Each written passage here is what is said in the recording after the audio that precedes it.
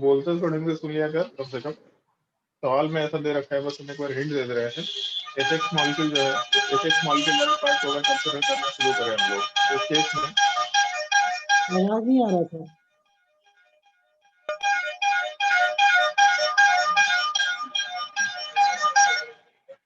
जो hx molecule दे रखा है, उस एचएक्स मॉलिक्यूल वाले पार्ट में जो हम लोग का डाइपोल मोमेंट मेजर हुआ है वो 4.0 डी है। डाइपोल मोमेंट मेजर करने का मतलब हम लोग एक्सपेरिमेंटल वैल्यू की बात कर रहे हैं, ऑब्जर्व डाइपोल मोमेंट की बात कर रहे हैं, which indicates that it is a very polar molecule, ऐसा मेंशन करते हुए काम कर रहा है। The separation between the nuclei in this molecule is 2.67 into 10 to the power minus 8 centimeter। तो separation between the nuclei का मतलब H का जो एटम है और जो हेलोजन वाला पार्ट है, इस एटम इन दोनों के न्यूक्लियस के बीच का जो डिस्टेंस है, न्यूक्लियस के बीच का डिस्टेंस मतलब हम लोग आराम से बॉन्ड लेंथ बोलते हुए काम कर सकते हैं। तो जो बॉन्ड लेंथ वाला पार्ट है वो 2.6 into 10 to the power minus 8 centimetre के बराबर दे रखा। Then calculate the percentage any character.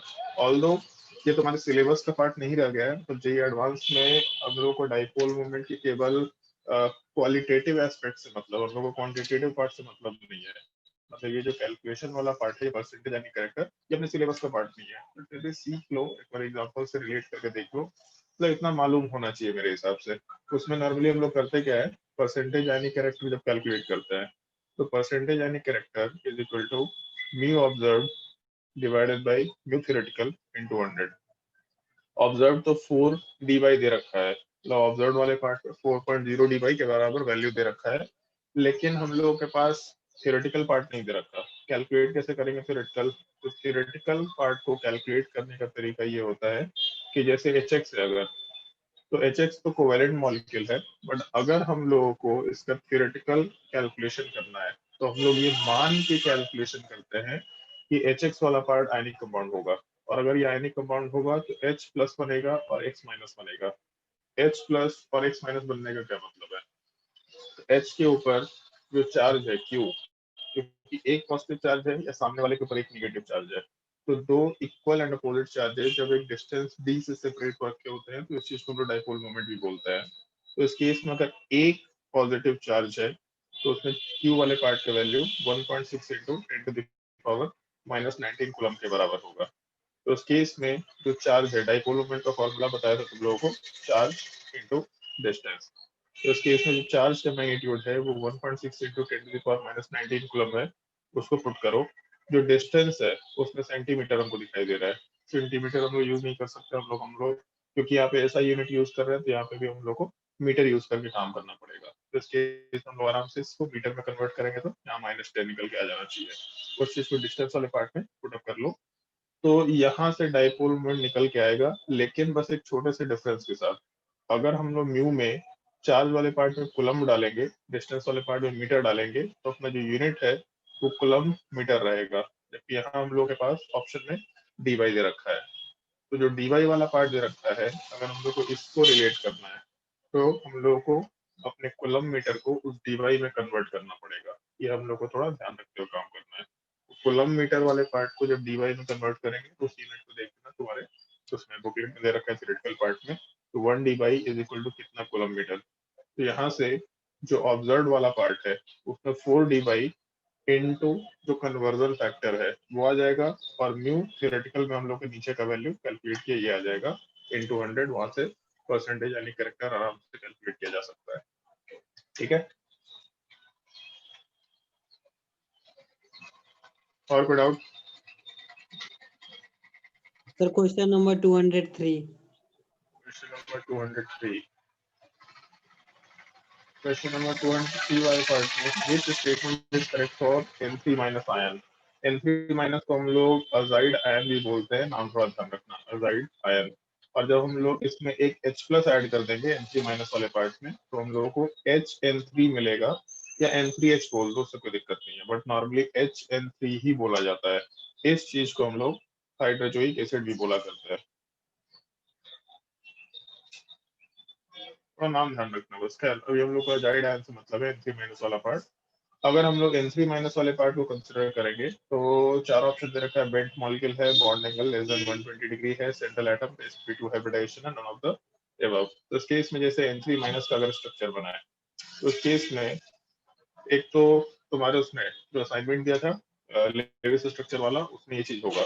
उस केस में जब N3 माइनस का स्ट्रक्चर बनाएंगे तो N डबल बॉन्ड N मतलब दोनों के ऊपर एक एक लोन पेयर एग्जिस्ट कर रहा है, ऐसा कंसिडर कर सकते हैं। और N माइनस के ऊपर एक कोऑर्डिनेट बॉन्ड बना सकते हैं हम लोग। तो इस केस में N3 माइनस बनाते वक्त एक सेंट्रल एटम N माइनस के ऊपर कोऑर्डिनेट बॉन्ड बना दिया और N ट्रिपल बॉन्ड N ऐसा स्ट्रक्चर बोल सकते हैं। तो इस केस में अगर हम लोग सेंटर एटम पे लोन पेयर काउंट करें तो वैलेंस शेल मतलब 5 नाइट्रोजन वाले पार्ट में 5 वैलेंस इलेक्ट्रॉन होता है।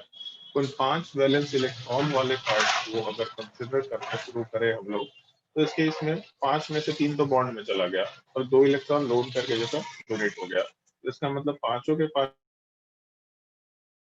कोई भी लोन पेयर निकल के नहीं आएगा। अगर लोन पेयर नहीं है इसका मतलब हाइब्रिडाइजेशन sp होगा।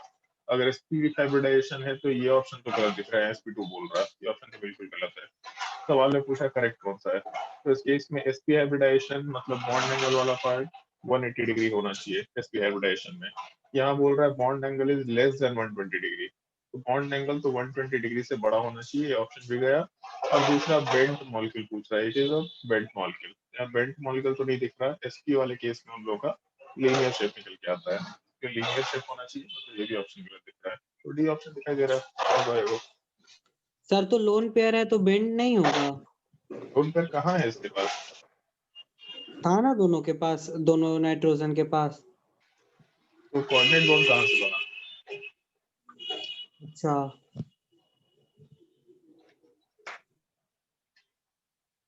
और कोई डाउट?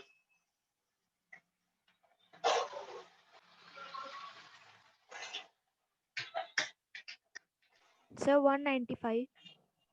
195 क्वेश्चन नंबर 195 में correct order of bond energy of CO molecule, ये वैसे लास्ट क्लास में शायद डिस्कस कर चुके हैं, इसका डाउट है? सर मेरा मेरा बोलेंगे तो पता थोड़ा चलता है, अस्मिता का डाउट है, चलो ध्यान दो। 195 वाले पार्ट में जैसे हम लोग को सवाल में ऐसे कुछ मेंशन किया है, calculate the bond energy of CO bond. तो इस केस में जैसे हम लोग जब बॉन्ड एनर्जी कंपेयर करते हैं तो हम लोग काम बॉन्ड ऑर्डर से ही करते हैं या फिर बॉन्ड लेंथ से करते हैं। Normally bond energy is inversely proportional to bond length, मतलब जितना ज्यादा स्ट्रॉन्गर बॉन्ड होगा बॉन्ड एनर्जी उतना ही ज्यादा होगा, जितना स्ट्रॉन्गर बॉन्ड उतना ज्यादा बॉन्ड एनर्जी। तो इस केस में अगर बॉन्ड लेंथ बढ़ेगा तो हम लोग का बॉन्ड वीक हो जाता है, मतलब नॉर्मली हम लोग बॉन्ड स्ट्रेंथ को बॉन्ड लेंथ से कंपेयर करते हैं। लिख देते हैं यहाँ पे बॉन्ड एनर्जी वाला पार्ट जितना ज्यादा होगा, या फिर बॉन्ड स्ट्रेंथ लिख देते हैं यहाँ पे, बॉन्ड स्ट्रेंथ वाला पार्ट जितना ज्यादा होगा हम लोग का जो बॉन्ड एनर्जी है वो उतना ही ज्यादा होगा। सबसे पहला कंसिडरेशन ये, बॉन्ड एनर्जी का मतलब बॉन्ड कितना स्ट्रॉन्गर है, जितना स्ट्रॉन्गर बॉन्ड उतना ज्यादा एनर्जी लिबरेट होगा, या जितना स्ट्रॉन्गर बॉन्ड उतना ज्यादा एनर्जी चाहिए होगा बॉन्ड को ब्रेक करने के लिए। तो बॉन्ड स्ट्रेंथ जितना ज्यादा है बॉन्ड को ब्रेक करने के रिक्वायर्ड एनर्जी ज्यादा होगा, इसका मतलब बॉन्ड एनर्जी हाइयर है, पहला चीज। अब बॉन्ड एनर्जी वाले पार्ट को हम लोग को बॉन्ड स्ट्रेंथ से तो रिलेट कर लिए, बॉन्ड स्ट्रेंथ को कैसे रिलेट कर सकते हैं, तो इस केस में simply bond strength is inversely proportional to bond length होता है। बॉन्ड लेंथ जितना ज्यादा होगा बॉन्ड स्ट्रेंथ उतना नॉर्मली कम होता है। तो इस केस में हम लोग इनवर्सली प्रोपोर्शनल की बात कर सकते हैं। यहाँ लिख देते हैं बॉन्ड लेंथ जितना कम होगा, छोटा होगा, बॉन्ड स्ट्रेंथ उतना ज्यादा होगा, बॉन्ड एनर्जी उतना ही ज्यादा होगा। और जो बॉन्ड लेंथ है ये बॉन्ड ऑर्डर के ऊपर डिपेंड करता है, बॉन्ड ऑर्डर जितना ज्यादा होगा बॉन्ड लेंथ उतना ही कम होगा। ये चीज हम लोग उसमें भी डिस्कस किए थे, मॉलिक्यूलर ऑर्बिटल थ्योरी वाले पार्ट में डिस्कस किए थे, बोले थे इस चीज को हम जनरलाइज भी यूज कर पाएंगे। बॉन्ड ऑर्डर जितना ज्यादा होगा बॉन्ड लेंथ उतना ही डिक्रीज करेगा, ऐसा ध्यान रखते हुए काम करना है। तो बॉन्ड ऑर्डर वाले पार्ट को अगर हम लोग कंसिडर कर लें तो वहां से बॉन्ड लेंथ पे चले जाएंगे, वहां से बॉन्ड स्ट्रेंथ पे चले जाएंगे, वहां से बॉन्ड एनर्जी पे चले जाएंगे। तो डायरेक्टली ये बोल सकते हैं बॉन्ड ऑर्डर ज्यादा हुआ, बॉन्ड लेंथ कम हुआ, बॉन्ड स्ट्रेंथ बढ़ा, बॉन्ड एनर्जी बढ़ा। मतलब डायरेक्टली ऐसा बोल सकते हैं कि बॉन्ड ऑर्डर ज्यादा हुआ तो बॉन्ड एनर्जी भी बढ़ गया। ये डायरेक्टली बोलने का तरीका हो सकता है कि बॉन्ड ऑर्डर जितना ज्यादा होगा बॉन्ड एनर्जी उतना ही ज्यादा निकल के आ जाना चाहिए। और हम लोग को अगर बॉन्ड ऑर्डर कैलकुलेट करना है या कंपेयर करना है तो तीन मॉलिक्यूल है CO3 2 माइनस CO2 और CO। कार्बन मोनोऑक्साइड में ट्रिपल बॉन्ड होता है, अगर ट्रिपल बॉन्ड है इसका मतलब बॉन्ड ऑर्डर 3 के बराबर होगा। CO2 अगर कंसिडर करें तो CO2 वाले पार्ट में हर एक कार्बन ऑक्सीजन के बीच में डबल बॉन्ड है। इसका मतलब बॉन्ड ऑर्डर 2 के बराबर होगा। जितने बॉन्ड्स उतना बॉन्ड ऑर्डर। तो अगर बॉन्ड ऑर्डर सॉरी बॉन्ड 2 दिख रहा है तो बॉन्ड ऑर्डर 2 बोल सकते हैं आराम से। और CO3 2- अगर कंसिडर करना है तो CO3 2- में मेंशन भी किए हैं। अश्मिता एक चीज बताओ, रेजोनेंस वाले लेक्चर में थी तुम जब रेजोनेंस हम थोड़ा बहुत कंसेप्ट मेंशन किए थे तो नो सर। तुम्हारा लेक्चर छूटा है तो उसको अभी तक कवर नहीं किया क्या? मतलब अभी रिसेंटली हम जो दिवाली से पहले का 1-2 लेक्चर दिए थे सर देखे थे। उसमें रेजोनेंस कहीं दिखाई नहीं दिया तुमको? यस सर, थोड़ा सा था। थोड़ा सा था क्या मतलब? थोड़ा सा देखे फिर छोड़ दिए उसको, फिर थोड़ी होता है। तो हम लोग का जो पाई बॉन्ड है ये अपना पोजीशन चेंज कर सकता है। पोजीशन चेंज करने का मतलब ये 3 पॉसिबिलिटीज है। हम लोग का जो कार्बन ऑक्सीजन है, आज वैसे हम रेजोनेंस ही पढ़ाने वाले हैं तुम लोग को, तो ये चीज समझ में आ जाएगा डिटेल में। बट अभी के लिए ये कार्बोनेट आयन में मतलब CO3 2- वाले पार्ट में हम लोग का पाई बॉन्ड 3 जगह पे जा सकता है। ऊपर के ऑक्सीजन के साथ, लेफ्ट के साथ या राइट के साथ। किसी भी ऑक्सीजन के साथ पाई बॉन्ड जाएगा, उससे फर्क नहीं पड़ रहा, लेविस स्ट्रक्चर सही है। लेकिन ऐसा कैसे हो गया कि एक ही मॉलिक्यूल का 3 स्ट्रक्चर है? बेसिकली हर एक स्ट्रक्चर में जो पाई बॉन्ड है उसका पोजीशन चेंज हो रहा है, जिसकी वजह से नेगेटिव चार्जेस के पोजीशंस भी चेंज हो रहे हैं। तो इस तरह के फिनोमेनन को हम लोग रेजोनेंस बोला करते हैं कि अगर मॉलिक्यूल का 2 या 2 से ज्यादा लेविस स्ट्रक्चर ड्रॉ कर सकते हैं, this phenomenon is called as resonance. तो अगर हम लोग यहाँ रेजोनेंस कंसिडर कर रहे हैं तो रेजोनेंस में होता क्या है कि हम लोग का जो पाई बॉन्ड है वो जब डिस्ट्रीब्यूट होता है तो हर एक जगह पे उसका थोड़ा थोड़ा पार्ट आता है। जैसे ऊपर वाले केस में पाई बॉन्ड दे रखा है, फिर नीचे वाले केस में राइट साइड में, और नीचे वाले केस में लेफ्ट साइड में। तो हम लोग का जो पाई बॉन्ड है, एक ही पाई बॉन्ड है, वो 3 जगह जा रहा। तो अगर एक पाई बॉन्ड 3 जगह जा रहा, इसका मतलब हर एक जगह 1/3 1/3 1/3 रहेगा। सिंपली ऐसा बोल सकते हैं। एक पाई बॉन्ड एक ही जगह होता तो कम्प्लीटली वहीं पे होता, बट अगर एक पाई बॉन्ड 2 जगह जाता तो हाफ हाफ दोनों जगह बोल सकते थे। एक पाई बॉन्ड 3 जगह जाता तो आधा 1/3 1/3 1/3 बोल सकते हैं। तो ये जो पाई बॉन्ड है ये 1/3 ही यहाँ पे एग्जिस्ट कर रहा है। देख के लग रहा है कि एक है, लेकिन वो एक वहां है नहीं, 1/3 एग्जिस्ट करेगा। तो इन तीनों के कॉम्बिनेशन को जब हम लोग बनाएंगे तो हर एक कार्बन ऑक्सीजन के बीच में एक एक बॉन्ड तो एग्जिस्ट करेगा, बट जो पाई बॉन्ड है मतलब एक एक सिग्मा बॉन्ड एग्जिस्ट करेगा, बट जो पाई बॉन्ड है वो पाई बॉन्ड वाले पार्ट का 1/3 पार्ट 1/3 पार्ट 1/3 पार्ट है। तो जब एक कंप्लीट बॉन्ड होता है तो सिंगल लाइन दिखाते हैं, जब एक कंप्लीट बॉन्ड नहीं होता है तो हम लोग ऐसा पार्शियल लाइन दिखाते हैं, पार्शियल बॉन्ड बोलते हैं। तो इस केस में एक बॉन्ड कंप्लीट है और एक बॉन्ड का 1/3 पार्ट है, तो टोटल बॉन्ड ऑर्डर 4/3 या फिर 1.33 ले सकते हैं। तो कार्बन मोनोऑक्साइड में बॉन्ड ऑर्डर 3 है, CO2 में बॉन्ड ऑर्डर 2 है, और CO3 2- में बॉन्ड ऑर्डर 1.33 के बराबर है। तो अगर हम लोग का बॉन्ड ऑर्डर वाला पार्ट बढ़ेगा तो हम लोग का बॉन्ड एनर्जी भी बढ़ेगा। तो सबसे ज्यादा बॉन्ड ऑर्डर CO का था, फिर उसके बाद CO2 का आया, फिर CO3 2- का। तो CO का बॉन्ड एनर्जी सबसे ज्यादा होगा, फिर CO2 का, फिर CO3 2- वाले पार्ट का। ऐसा ऑप्शन हमको सी ऑप्शन में दिखाई दे रहा है। CO वाले पार्ट में बॉन्ड ऑर्डर सबसे ज्यादा, बॉन्ड एनर्जी सबसे ज्यादा। CO2 में बॉन्ड ऑर्डर थोड़ा कम, बॉन्ड एनर्जी थोड़ा कम, और CO3 2- में बॉन्ड ऑर्डर सबसे कम, बॉन्ड एनर्जी सबसे least. Option C answer consider कर सकते हैं। रेजोनेंस आज बताएंगे तो बहुत सारी चीजों का आइडिया लग जाएगा। अभी के लिए बस वर्ड यूज कर रहे हैं हम लोग, रेजोनेंस डिटेल में बात नहीं कर रहे हैं। और कोई डाउट किसी को? जल्दी बताओ भाई, और कोई डाउट? सर क्वेश्चन नंबर 258 का स्ट्रक्चर बता दीजिए ना। क्वेश्चन नंबर 258 का स्ट्रक्चर बता दें।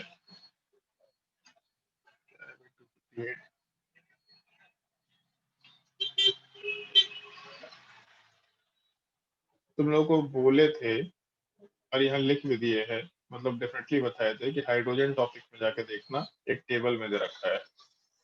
सुन लिया करो, जो बोलते हैं ना उसको ढंग से सुन लिया करो, कॉपी में लिख लिया करो। अगर तुम्हें दिखता है कि याद नहीं रह सकता इन्फॉर्मेशन तो कॉपी में लिख लो कि इस चीज को यहाँ देखने का है, ठीक है? तो तुमको तो होमवर्क लिखा भी नहीं जाता, होमवर्क लिखते वक्त तो तुमको ना नहीं याद आ जाता है। ये तो बता नहीं रहा स्ट्रक्चर। और कोई डाउट 258 के अलावा? अब नहीं है मेरा। चलो ठीक है। तो लास्ट क्लास में हम लोग जो जो चीज बताए थे उसके बाद रेजोनेंस वाले टॉपिक को शुरू करना है। कि बॉन्ड लेंथ तो कंसिडर कर चुके थे, रेजोनेंस वाला टॉपिक। अच्छा, लास्ट क्लास में शायद इंटरनेट गायब हो गया था, फिर पता नहीं क्या हो गया। लेक्चर नंबर 19 इसको रखे कि 20 रखे। लेक्चर नंबर 19 ये चीज तो कंप्लीट हो चुका था, तब बॉन्ड पैरामीटर वाला पार्ट कंप्लीट हो चुका था। तो लेक्चर नंबर 19 ही इसको रख देते हैं, केमिकल बॉन्डिंग वाले पार्ट में। हेडिंग डाल देना अपने कॉपी में, रेजोनेंस। ऑल्दो ये टॉपिक हम ज्यादा बोलेंगे कि ऑर्गेनिक केमिस्ट्री का पार्ट है, लेकिन जो ऑर्गेनिक केमिस्ट्री में हम लोग रेजोनेंस का डिस्कशन करेंगे वो पूरा कंप्लीट डिस्कशन हम लोग रेजोनेंस का यहाँ पे ही करने वाले हैं। कि रेजोनेंस इफेक्ट क्या होता है, रेजोनेटिंग स्ट्रक्चर कैसे ड्रॉ करते हैं, ये दो पार्ट का डिस्कशन। कि रेजोनेंस मतलब रेजोनेंस क्या होता है और रेजोनेटिंग स्ट्रक्चर वाले पार्ट का हम लोग ड्रॉ कैसे कर सकते हैं रेजोनेटिंग स्ट्रक्चर को, ये दो पार्ट का डिस्कशन हम लोग यहाँ पे डिटेल में करेंगे। और जो जो चीज बोलेंगे उसको थोड़ा ढंग से सुनते हुए प्रैक्टिस करना, क्योंकि रेजोनेटिंग स्ट्रक्चर बहुत ही बेसिक कंसेप्ट है, बहुत एक्सट्रीमली बेसिक कंसेप्ट है। और लोगों को लगता है कि इसमें क्या है तो ऐसा ही हो जाएगा, बट रेजोनेटिंग स्ट्रक्चर जिसको ड्रॉ करना नहीं आता उसका ऑर्गेनिक केमिस्ट्री खराब होता है। हम ऐसे ही ऑब्जर्व किए, मतलब जिन लोगों को रेजोनेटिंग स्ट्रक्चर अच्छे से ड्रॉ करना आता है उनका ऑर्गेनिक केमिस्ट्री अच्छा होता है।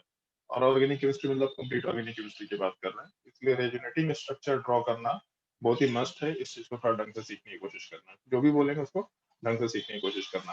पहले तो इफेक्ट क्या होता है इस चीज का डिस्कशन कर लेते हैं। तो एक छोटा सा पॉइंट नोट करते जाओ रेजोनेंस वाले पार्ट में। when a molecule can exist when a molecule can exist in two or more Lewis structures in two or more Lewis structures, then it is considered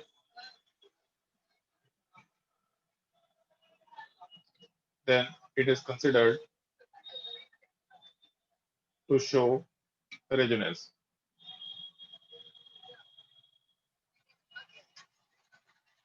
Then it is considered to show resonance. अगर एक molecule दो या दो से ज्यादा resonating structures में exist कर सकता है तो इसका मतलब मॉलिक्यूल रेजोनेट शो कर रहा है, ऐसा हम लोग आराम से बोलते हुए काम कर सकते हैं। मतलब बहुत ही बेसिक टाइप का इंफॉर्मेशन है, इतना मालूम होना चाहिए सबसे पहला चीज। लेकिन एक्चुअल में हम लोग एक और वर्ड यूज करते हैं, ये वर्ड थोड़ा इंपॉर्टेंट है, इसको किसी अलग पेन से मार्क कर लेना।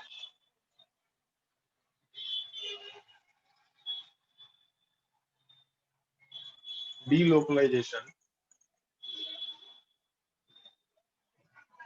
डीलोकलाइजेशन डीलोकलाइजेशन का मतलब हम लोग चलो पहले पूरा डेफिनेशन लिख लेते हैं। डीलोकलाइजेशन ऑफ पाई इलेक्ट्रॉन्स, और पाई बॉन्ड की बात नहीं कर रहे हैं, पाई इलेक्ट्रॉन्स की बात कर रहे हैं, ठीक है। Delocalisation of pi electrons takes place in resonance. Resonance के टाइम पे पाई इलेक्ट्रॉन्स का डीलोकलाइजेशन होता है। ये एक पार्ट है जो काफी यूनिक होता है, इस चीज का थोड़ा ध्यान रखने का अपने को। तो लोग ये वर्ड जो है इसको यूज करते हैं, जैसे जब हम लोग ऑर्गेनिक केमिस्ट्री पढ़ते हैं तो उसके इसमें और भी वर्ड आता है, और भी टाइप के इफेक्ट होते हैं। जैसे रेजोनेंस एक इफेक्ट है, इसी के जैसा और भी इफेक्ट है। एक हम लोग हाइपर कंजुगेशन बोलते हैं, एक इंडक्टिव इफेक्ट बोलते हैं। तो वहां पे कुछ अलग टाइप का वर्ड यूज करते हैं हम लोग। जब इंडक्टिव इफेक्ट आएगा तो वहां पे डिस्प्लेसमेंट ऑफ सिग्मा इलेक्ट्रॉन बोलते हैं। तो ये चीज थोड़ा ध्यान रखने लायक होता है। कभी कभी सवाल अगर पूछेगा तो डायरेक्टली इस वर्ड को मेंशन करेगा, डीलोकलाइजेशन ऑफ पाई इलेक्ट्रॉन। तो ये एक वर्ड याद रखना बहुत ही मस्ट होगा, थोड़ा ध्यान रखना इस चीज का। इसको नोट करने के बाद जैसे एक डीलोकलाइजेशन का मतलब क्या होता है इस चीज को एक्सप्लेन करते हैं। जैसे मान लो कि अगर हम लोग पाई इलेक्ट्रॉन को एक जगह से उठा के दूसरे जगह रख दें तो इस चीज को हम लोग डीलोकलाइजेशन बोलते हैं। एक होता है कि जैसे पाई इलेक्ट्रॉन है वो अपने पोजीशन से थोड़ा इधर उधर शिफ्ट हो गया, थोड़ा लेफ्ट राइट कहीं पे शिफ्ट हो गया, तो उस चीज को डिस्प्लेसमेंट बोलेंगे। बट अपना पोजीशन छोड़ के कहीं और दूसरे जगह पे चला गया, मतलब मॉलिक्यूल के किसी दूसरे प्लेस में चला गया, तो वहां पे हम लोग डीलोकलाइजेशन वर्ड यूज कर सकते हैं। जैसे मान लो अगर ऐसा स्ट्रक्चर है बेंजीन रिंग का, तो बेंजीन रिंग वाले पार्ट में हम लोगों के कार्बन नंबर 1 कार्बन नंबर 2 को मार्क कर रहे हैं और कार्बन नंबर 3 को भी मार्क कर रहे हैं। तो कार्बन 1 2 के बीच में पाई बॉन्ड है, 2 3 के बीच में पाई बॉन्ड नहीं दिख रहा। लेकिन अगर हम लोग दूसरे बेंजीन रिंग का फॉर्मेशन कर दे, इस टाइप से स्ट्रक्चर बना दे, तो ये भी कोई गलत नहीं है। अब यहाँ पे 1 2 के बीच में पाई बॉन्ड नहीं है और 2 3 के बीच में पाई बॉन्ड है, तो शायद हो सकता है, मालूम नहीं बट शायद हो सकता है कि ये जो 1 2 के बीच का पाई बॉन्ड था ये 2 3 में चला गया और 3 वाला पार्ट आगे शिफ्ट हो गया और आगे वाला पार्ट और आगे शिफ्ट हो गया। हो सकता है कि ऐसा कुछ हो। तो इस केस में जो 1 2 एटम्स के बीच में पाई बॉन्ड है वो अपना पोजीशन इंटायरली छोड़ के कहीं और शिफ्ट हो गया। तो इस तरह की चीज को हम लोग डीलोकलाइजेशन वर्ड से आराम से डिनोट कर सकते हैं। इस केस में ध्यान रखना, जब हम लोग पाई इलेक्ट्रॉन्स को डिलोकलाइज करेंगे तब उस केस में हम रेजोनेंस आराम से एसोसिएट करके चल सकते हैं। अब एक छोटा सा पॉइंट ये होता है, जैसे मान लो कि हम लोग को पहला स्ट्रक्चर रिप्रेजेंट किया ये भी सही है, दूसरा स्ट्रक्चर है ये भी सही है, तो ये जो दोनों के दोनों लेविस स्ट्रक्चर्स हैं अगर ये दोनों सही है तो किसको मानेंगे? तो एक्चुअल में दोनों को लेविस स्ट्रक्चर माना जाता है और ये दोनों के दोनों जो लेविस स्ट्रक्चर्स है इनको ओवरऑल रेजोनेटिंग स्ट्रक्चर बोला जाता है। एक हम लोग स्टैंडर्ड टर्म यूज करते हैं रेजोनेटिंग स्ट्रक्चर। जितने भी एक मॉलिक्यूल को जितने भी लेविस स्ट्रक्चर्स में रिप्रेजेंट कर पाएंगे that is called as resonating structures. लेकिन एक्चुअल में होता क्या है कि जैसे पाई बॉन्ड अगर घूम रहा है तो घूम रहा होने का मतलब है कि पाई बॉन्ड एक जगह फिक्स नहीं है। अगर एक जगह फिक्स नहीं है तो ना पहला स्ट्रक्चर सही है ना दूसरा स्ट्रक्चर सही है। इनफैक्ट दोनों का कॉम्बिनेशन सही होता है। अगर पाई इलेक्ट्रॉन डिलोकलाइज्ड है तो ना फर्स्ट स्ट्रक्चर सही होगा ना सेकंड स्ट्रक्चर सही होगा, दोनों का कॉम्बिनेशन सही होगा। और अगर दोनों का कॉम्बिनेशन सही है तो उस कॉम्बिनेशन वाले पार्ट को हम लोग हाइब्रिड वर्ड से एसोसिएट करते हैं और हम लोग टोटल टर्म यूज करते हैं रेजोनेटिंग हाइब्रिड। तो इसके इसमें ध्यान रखना थोड़ा, रेजोनेटिंग स्ट्रक्चर क्या होता है नोट कराएंगे, रेजोनेंस हाइब्रिड क्या होता है इस चीज को नोट डाउन कराने वाले हैं। पॉइंट नोट करना शुरू करो। थर्ड पॉइंट, सर ये वाला बस रिंग में पॉसिबल है? नहीं कहीं भी पॉसिबल, अभी आएंगे उस चीज पे, पूरा डिटेल में डिस्कस करेंगे। पॉइंट नोट करो,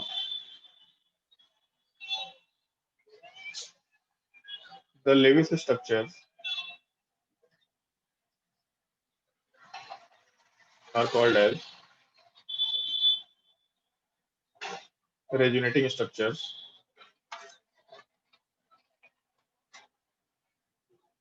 The Lewis structures are called as resonating structures.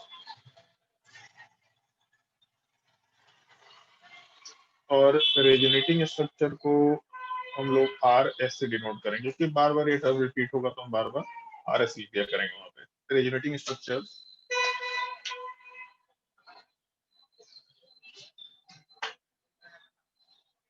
और उसके नीचे पॉइंट मेंशन कर लेना।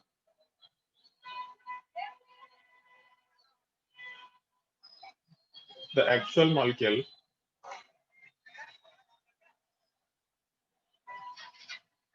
is formed, yeah, the actual molecule exists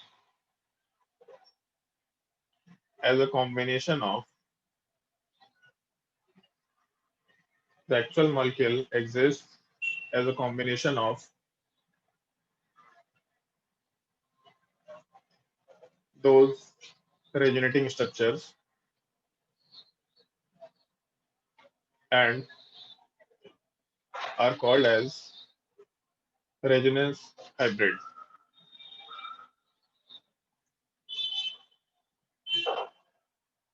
and are called as resonance hybrid। Resonating structures के कॉम्बिनेशन से हम लोग एक्चुअल मॉलिक्यूल का फॉर्मेशन कर सकते हैं और उस एक्चुअल मॉलिक्यूल वाले पार्ट को हम लोग रेजोनेंस हाइब्रिड बोला करते हैं। और जैसे बेंजीन रिंग वाले पार्ट को शायद हम पहले मेंशन कर चुके हैं, वापस से यहाँ पे मेंशन कर रहे हैं। जैसे अगर मान लो बेंजीन रिंग वाला पार्ट दे रखा है तो इस केस में बेंजीन रिंग वाले पार्ट में दो पॉसिबिलिटीज है। दो पॉसिबिलिटीज का मतलब पाई बॉन्ड वाला पार्ट का जो पोजीशन है वो लेफ्ट हो या राइट वाला मॉलिक्यूल हो उसे फर्क नहीं पड़ रहा, दोनों ही स्ट्रक्चर एग्जिस्ट करा सकते हैं या फिर बोल सकते हैं कि ये स्ट्रक्चर सही है या फिर ये स्ट्रक्चर सही है। अगर तुम्ही को हम लोग बेंजीन रिंग ड्रॉ करने बोलेंगे तो तुम में से कुछ लोग लेफ्ट वाला बनाएंगे कुछ लोग राइट वाला बनाएंगे, दोनों सही है। तो इस केस में ये दोनों के दोनों जो स्ट्रक्चर्स है इन दोनों के दोनों स्ट्रक्चर्स को हम लोग रेजोनेटिंग स्ट्रक्चर बोल सकते हैं, पहला रेजोनेटिंग स्ट्रक्चर या दूसरा रेजोनेटिंग स्ट्रक्चर। लेकिन ये दोनों मॉलिक्यूल रियल मॉलिक्यूल नहीं है, ये दोनों पार्ट केवल मॉलिक्यूल का रिप्रेजेंटेशन है। इनको पॉइंट्स को लिखने वाले हम लोग, जब हम लोग रेजोनेटिंग स्ट्रक्चर की बात करते हैं तो रेजोनेटिंग स्ट्रक्चर केवल रिप्रेजेंटेशन के लिए यूज होगा और कुछ नहीं होता है। जब हम लोग एक्चुअल मॉलिक्यूल की बात करते हैं तो एक्चुअल मॉलिक्यूल इन रेजोनेटिंग स्ट्रक्चर्स के कॉम्बिनेशन से बनता है। कैसे कॉम्बिनेशन होता है उसका एक बेसिक आइडिया यहाँ पे दे रहे हैं, और आगे जब हम लोग पॉइंट का डिस्कशन करेंगे तो फर्दर आइडिया लगता चला जाएगा। इस केस में अगर इन दोनों का कॉम्बिनेशन हम लोग यूज करें तो कॉम्बिनेशन का मतलब दो एटम्स के बीच में जितने बॉन्ड्स हैं उतने एग्जिस्ट करने चाहिए, और कभी बॉन्ड बन रहा है कभी बॉन्ड ब्रेक होकर कहीं और चला जा रहा है तो उससे कुछ ना कुछ इफेक्ट दिखाई देना चाहिए। तो जैसे सारे के सारे एटम्स को अगर कंसिडर करें, मान लो हम मार्क कर देते हैं कार्बन नंबर 1 2 3 4 5 6, तो दोनों स्ट्रक्चर में कार्बन नंबर 1 2 3 4 5 6 सेम ही पोजिशन पे है, और हर एक एटम के बीच में पाई बॉन्ड है या नहीं है, सिग्मा बॉन्ड तो जरूर है। 1 और 2 के बीच में एक सिग्मा बॉन्ड है, 2 3 के बीच में सिग्मा बॉन्ड है, 3 4 के बीच में सिग्मा बॉन्ड है, 4 5 के बीच में सिग्मा बॉन्ड, 5 6 के बीच में सिग्मा बॉन्ड, और 1 6 के बीच में भी सिग्मा बॉन्ड है। सेम टाइप से 1 2 के बीच में सिग्मा बॉन्ड, 2 3 के बीच में सिग्मा बॉन्ड। मतलब हर एक एटम्स वाले पार्ट में या हर एक एटम्स के बीच में सिग्मा बॉन्ड एग्जिस्ट कर रहा है, ये बिल्कुल फिक्स है। तो अगर मान लो हर एक एटम्स के बीच में सिग्मा बॉन्ड एग्जिस्ट कर ही रहा है, चाहे पहला स्ट्रक्चर लो चाहे दूसरा स्ट्रक्चर लो, इसका मतलब कोई भी कार्बन एटम ले तो हर एक के बीच में एक एक सिग्मा बॉन्ड एग्जिस्ट करेगा। तो यहाँ से अपना बेसिस शुरू होगा। अब उसके बाद कार्बन नंबर 1 और 2 के बीच में पाई बॉन्ड है पहले स्ट्रक्चर में यहाँ पे, लेकिन दूसरे स्ट्रक्चर में सिग्मा बॉन्ड है केवल। तो कभी डबल बॉन्ड है कभी सिंगल बॉन्ड है, मतलब दो बॉन्ड है और एक बॉन्ड है। तो ऑन एन एवरेज क्या होगा, तो दो स्ट्रक्चर्स हैं जिसमें एक जगह डबल बॉन्ड है एक जगह सिंगल बॉन्ड है, तो ऑन एन एवरेज 1.5 बॉन्ड होगा। तो ऐसा लिख सकते हैं एक जगह एक बॉन्ड है एक जगह दो बॉन्ड है, तो इस केस में टोटल एवरेज वाला पार्ट हम लोग 3/2 कंसिडर कर सकते हैं, क्योंकि दो स्ट्रक्चर्स में तीन बॉन्ड दिखाई दे रहा है हम लोगों को। तो इस केस में 3/2 मतलब बॉन्ड ऑर्डर 1.5 के बराबर है। तो हम लोग का जो बॉन्ड ऑर्डर वाला पार्ट है आराम से 1.5 के बराबर कंसिडर कर सकते हैं। तो हम लोग इस स्ट्रक्चर वाले पार्ट में पहले वाले पार्ट में पाई बॉन्ड सिंगल बॉन्ड, तो ऐसा लिख सकते हैं कि हम लोग का जो सबसे कार्बन नंबर 1 और 2 है वहां पे आराम से 1 एंड पार्शियल बॉन्ड, 2 और 3 में सिंगल बॉन्ड है फिर डबल बॉन्ड, इसका मतलब यहाँ भी 1 एंड पार्शियल बॉन्ड। 3 4 में डबल बॉन्ड सिंगल बॉन्ड मतलब 1 एंड पार्शियल बॉन्ड। 4 एंड 5 में सिंगल बॉन्ड यहाँ डबल बॉन्ड तो 1 पार्शियल बॉन्ड। 5 6 में एक जगह से डबल बॉन्ड एक जगह सिंगल बॉन्ड तो 1 एंड पार्शियल बॉन्ड। मतलब हर एक एटम्स के बीच में 1 एंड पार्शियल बॉन्ड होगा। तो इसी चीज को डिनोट करने का तरीका हम लोग का सिंपली ये होता है कि साइक्लोहेक्सेन वाले पार्ट को कंसिडर करो और बीच में एक सर्कल से इस चीज को रिप्रेजेंट कर लो। वो सर्कल रिप्रेजेंट करता है कि हर एक बॉन्ड्स के बीच में या हर एक एटम्स के बीच में partial double bond character exist कर रहा है।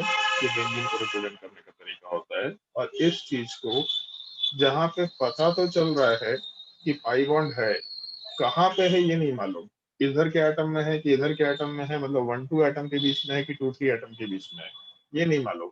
बस मालूम पड़ रहा है कि यहाँ पाई बॉन्ड तो है। अब कैसे है कहाँ है अगर ये चीज नहीं मालूम तो इस तरह के केस में पाई बॉन्ड वाला पार्ट डीलोकलाइज्ड है, पता नहीं चल रहा, घूम रहा है, पाई बॉन्ड है बट घूम रहा है तो डीलोकलाइज्ड है। इस तरह के रियल स्ट्रक्चर्स को हम लोग रेजोनेंस हाइब्रिड बोला करते हैं। जो रेजोनेटिंग स्ट्रक्चर है इसमें मालूम पड़ रहा है कि पाई बॉन्ड यहीं पे है, तो अगर पाई बॉन्ड पता चल रहा है कहाँ पे है, इसका मतलब हम लोग यहाँ पे आराम से लोकलाइज्ड पाई इलेक्ट्रॉन की बात कर रहे हैं इस केस में। जबकि यहाँ वाले पार्ट में पाई बॉन्ड कहाँ है ये नहीं पता चल रहा है, इसका मतलब यहाँ पे हम लोग डीलोकलाइज्ड पाई इलेक्ट्रॉन की बात कर रहे हैं। इस वर्ड का थोड़ा ध्यान रखना। अगर हम लोग ओरिजिनल मॉलिक्यूल की बात करें तो ओरिजिनल मॉलिक्यूल में पाई इलेक्ट्रॉन डीलोकलाइज्ड रहेगा, बट जब लेविस स्ट्रक्चर बनाते हैं तो पाई इलेक्ट्रॉन को एक जगह फिक्स करते हैं, मतलब पाई इलेक्ट्रॉन आर लोकलाइज, ऐसा बोलते हुए हम लोग काम करने की कोशिश करते हैं। तो रेजोनेटिंग स्ट्रक्चर और रेजोनेंस हाइब्रिड में छोटा सा डिफरेंस होता है, कैसे बना सकते हैं। एक एग्जांपल ये मेंशन किया, एक और एग्जांपल ये मेंशन करते हैं, और जिसको भी जहाँ डाउट होगा पूछ जाना।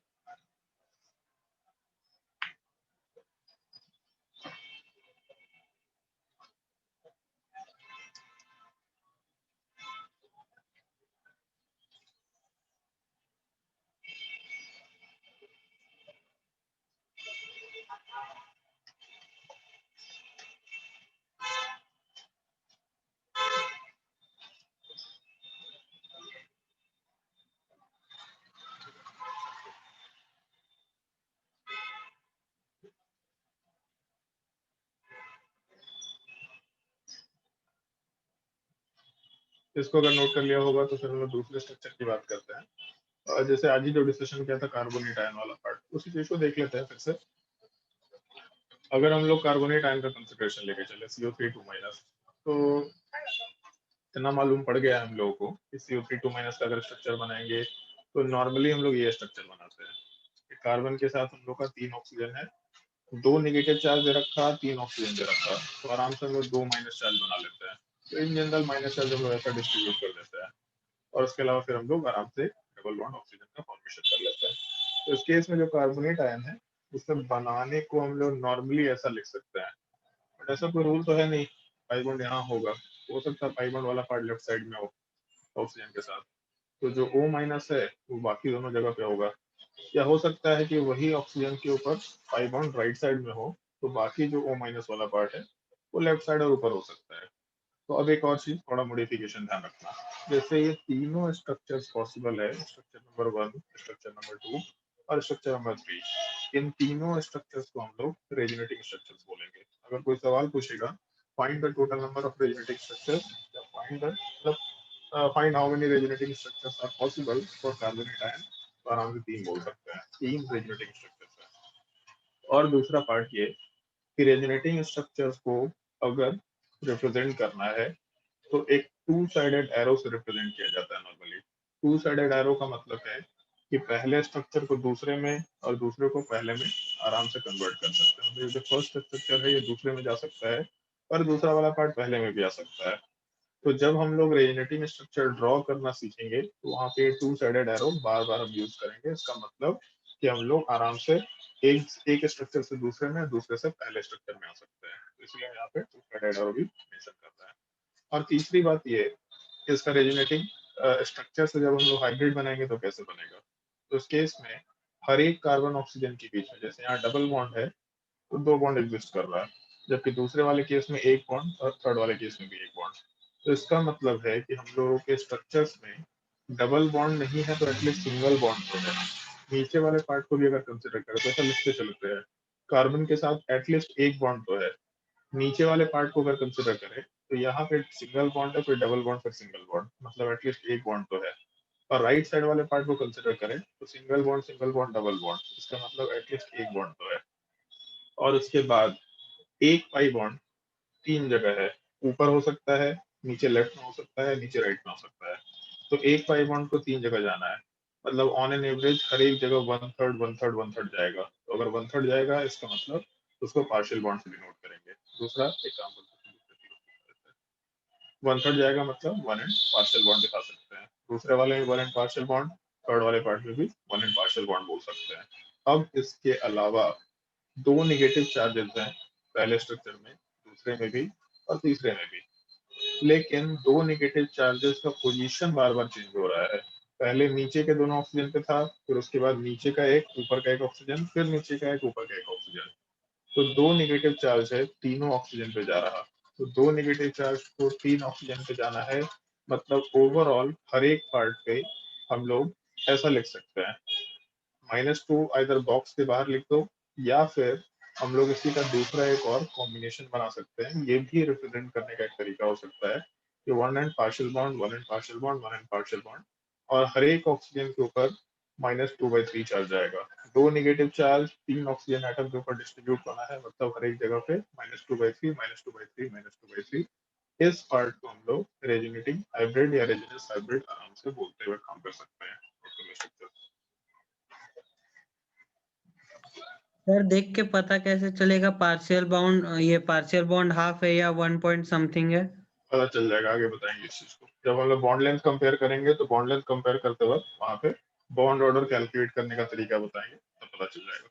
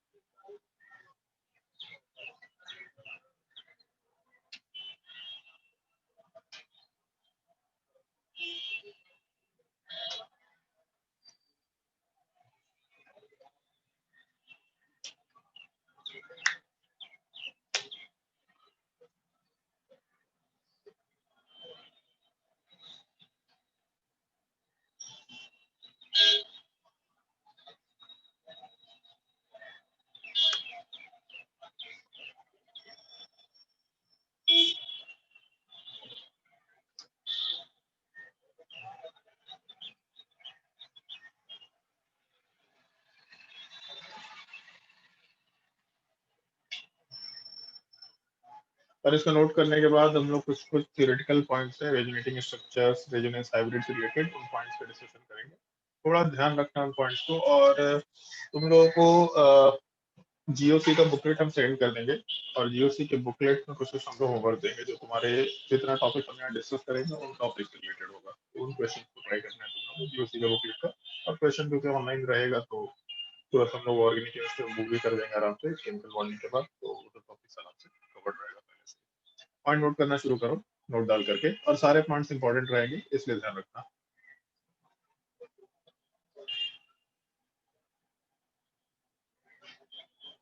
पहला point, it is a permanent effect.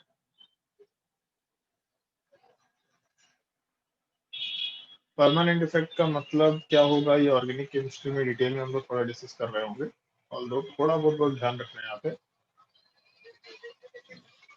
Permanent dipole is created. Permanent dipole is created. Permanent effect में परमानेंट डाइपोल क्रिएट होता है। कैसे परमानेंट डाइपोल क्रिएट होता है ये आगे हम लोग आराम से सीख जाएंगे, बट अभी के लिए परमानेंट डाइपोल इज क्रिएटेड।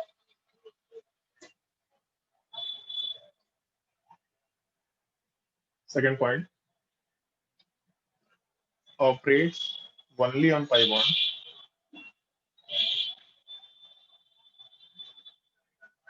क्या operates only on pi electrons? Bond बोलना थोड़ा गलत होगा। पाई इलेक्ट्रॉन का मतलब अभी तक हम लोग को यही समझ में आता है, जैसे पाई बॉन्ड है तो पाई बॉन्ड के अंदर जो इलेक्ट्रॉन्स होंगे that is called as pi electron. लेकिन अब हम लोग थोड़ा आगे जाने के बाद अपने डेफिनेशन में मॉडिफिकेशन करेंगे, तो हम लोग का डेफिनेशन थोड़ा सा चेंज होगा, और उसका एक छोटा सा एप्लीकेशन तुम्हारे केमिकल बॉन्डिंग के इस क्वेश्चन में दे रखा है। तो शायद हम तुम लोग को छुड़वा दिए थे, बोले थे कि इस क्वेश्चन को ट्राई मत करना, ये क्वेश्चन अभी तुम्हारे सॉल्व करने लायक नहीं है। एक मिनट दिखाते हैं। क्वेश्चन नंबर शायद 46 ऐसा कुछ था जहाँ तक हमको ध्यान है। क्वेश्चन नंबर 42, हाँ शायद ये क्वेश्चन है, ये क्वेश्चन नंबर 46 ये बात कर रहे हैं। तो क्वेश्चन नंबर 46 में रेजोनेंस होने के वजह से जो पाई इलेक्ट्रॉन वाला पार्ट है वो चेंज हो गया। मतलब जो लोन पेयर है वो पाई इलेक्ट्रॉन के जैसा काउंट किया जाता है, जिसकी वजह से उसको हाइब्रिडाइजेशन में काउंट नहीं करते। तो एक छोटा सा पॉइंट है जो रेजोनेंस के जस्ट बाद हम डिस्कस करेंगे, और काफी इंपॉर्टेंट पॉइंट है। आज तक कभी भी इस पॉइंट के ऊपर सवाल नहीं आया है। ये पॉइंट यूज करते हैं हम लोग, काफी फ्रिक्वेंटली यूज करते हैं। जैसे जब हम लोग नोमेनक्लेचर पढ़ रहे थे तो नोमेनक्लेचर वाले पार्ट में एक टॉपिक आया था, उसमें से कुछ कुछ लोग पूछा भी था कि एरोमेटिक कंपाउंड क्या होता है या पता कैसे करेंगे एरोमेटिक कंपाउंड। तो एरोमेटिक कंपाउंड को जानने के लिए हम लोग को रेजोनेंस का आइडिया होना चाहिए। रेजोनेंस जैसे ही पता चल जाता है तो व्हाट इज एरोमेटिक कंपाउंड पता चल जाता है, और हम लोग डिस्कशन करेंगे भी अभी। तो इस केस में जो एरोमेटिक कंपाउंड है वो एरोमेटिक कंपाउंड में हम लोग बार बार इस पॉइंट का यूज करते हैं पाई इलेक्ट्रॉन का, लेकिन दिमाग से उतर जाता है। एरोमेटिक कंपाउंड जब आता है तो याद रहता है, अदरवाइज ये पॉइंट ध्यान नहीं करता। तो इंपॉर्टेंट पॉइंट है, थोड़ा इस चीज को ध्यान रखते हुए काम करेंगे हम लोग आगे। Next point, distance independent effect.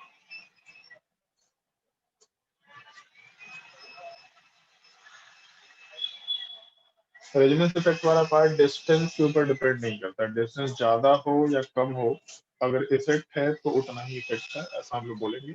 इसका भी डिटेल पार्ट हम लोग को ऑर्गेनिक केमिस्ट्री में पता चलेगा, अभी नहीं पता चलने वाला है। डिस्टेंस इंडिपेंडेंट इफेक्ट के बस थ्योरेटिकल पार्ट है।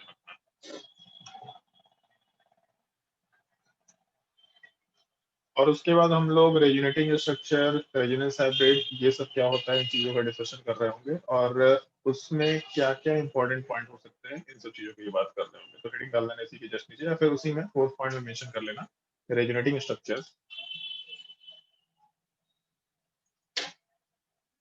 रेजोनेटिंग स्ट्रक्चर्स, और पॉइंट नोट कर लेना these are the unreal molecule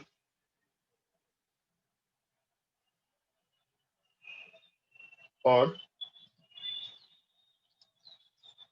Lewis structures used to represent the compound.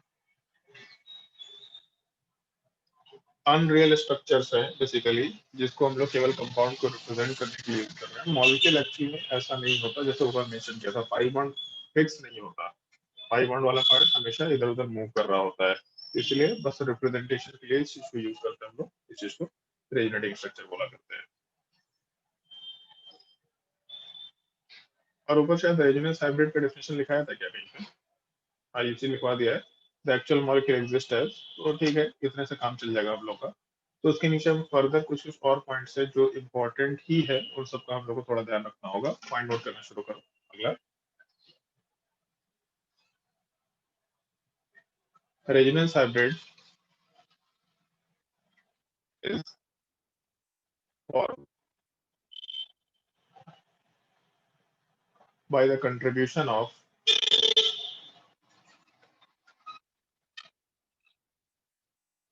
resonating structures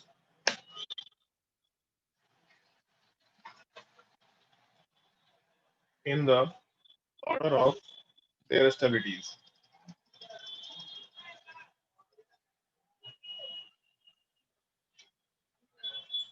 In the order of their stabilities.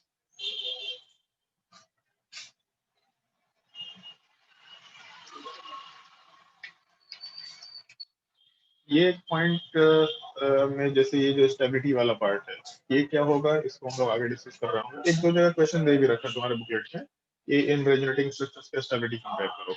Although वहां तक अभी हम लोग पहुंचे नहीं है, केमिकल बॉन्डिंग में हम लोग को डिस्कशन करना भी नहीं होता है, बट हम लोग कर लेंगे।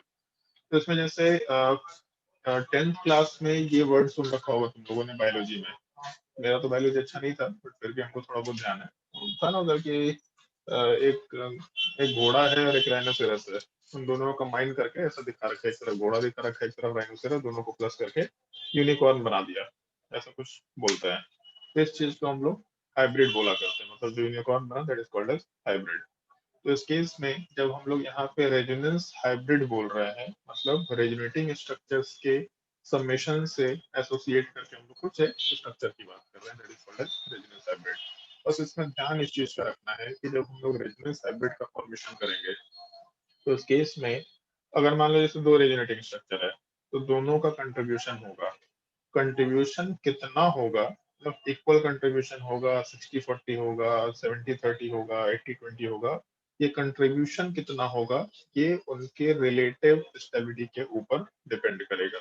तो ये एक चीज का ध्यान रखना, जिस रेजोनेटिंग स्ट्रक्चर का स्टेबिलिटी ज्यादा होगा, उसका कंट्रीब्यूशन भी ज्यादा होगा। कंट्रीब्यूशन ज्यादा होने का मतलब, जैसे घर में ऐसा बोलते हैं ना कभी, कि किसी के बारे में कि वो लड़की, मतलब ये लड़का पापा पे गया है, ये लड़का मम्मी पे गया है, लड़की पापा पे गई है, लड़की मम्मी पे गई है, या कोई भी बच्चे के बारे में बोला जाता है कि इसका शक्ल इसकी मम्मी से ज्यादा मिलता है, इसका शक्ल इसके पापा से ज्यादा मिलता है। तो ज्यादा मिलता है का मतलब क्या है? तो बेसिकली ऐसा बोल सकते हैं कि पापा का कैरेक्टर ज्यादा आया है, मम्मी का कैरेक्टर ज्यादा आया है किसी भी बच्चे में। कैरेक्टर ज्यादा होने का मतलब सिमिलरिटी या सिमिलर फीचर, देखने में जो आंख है वो सिमिलर टाइप का दिखाई देगा, नाक सिमिलर टाइप का दिखाई देगा, फेस सिमिलर टाइप का दिखाई देगा, इस तरह का सिमिलरिटी आता है।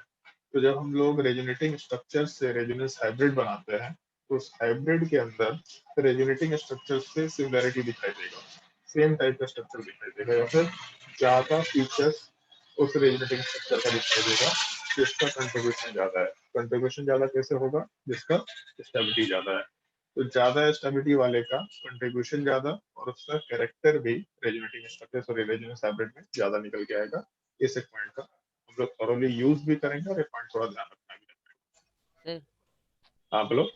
हर रेजोनेटिंग स्ट्रक्चर का अलग अलग स्टेबिलिटी होगा?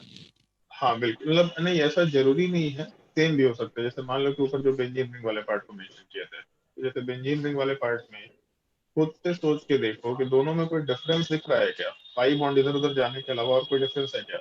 नो। मतलब इस मॉलिक्यूल को अगर हम लोग थोड़ा सा घुमा दे, तो पहला मॉलिक्यूल बन जाएगा। यस। तो दोनों मॉलिक्यूल अगर एग्जैक्टली इक्वल है, मतलब एग्जैक्टली इक्वल ही है, तो इन दोनों में अगर कोई डिफरेंस नहीं है, मतलब दोनों के स्टेबिलिटी में भी कोई डिफरेंस नहीं होगा। और अगर दोनों के स्टेबिलिटी में कोई डिफरेंस नहीं है, इसका मतलब दोनों का कंट्रीब्यूशन भी एग्जैक्टली 50-50 कंसिडर कर सकते हैं हम लोग। तो इन दोनों का कंट्रीब्यूशन एग्जैक्टली सेम रहेगा। कार्बोनेट आयन बनाए थे तो तीनों का स्टेबिलिटी सेम था, तीनों का स्ट्रक्चर एग्जैक्टली सेम है, जैसे ऊपर जो कार्बोनेट आयन बनाया था ये चीज, तीनों के स्ट्रक्चर्स में कहीं कोई डिफरेंस नहीं है। इसका मतलब तीनों का स्टेबिलिटी भी सेम होगा, तीनों का कंट्रीब्यूशन भी इक्वल होगा। तो एक हाइब्रिड में 3 का कंट्रीब्यूशन चाहिए, मतलब सबका 33% कंट्रीब्यूशन होगा, ऐसा बोल सकते हैं। अनइक्वल स्टेबिलिटी भी हो सकते हैं, कैसे होगा उस चीज को हम लोग रेडिएटिंग स्ट्रक्चर में डिस्कस कर रहे हैं। और भी डाउट?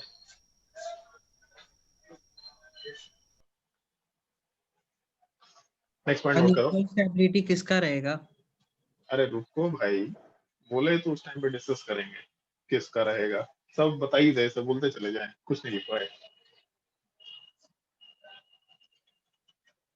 और इसके अलावा डाउट नहीं तो नेक्स्ट पॉइंट मेंशन करो। Resonating structures can be used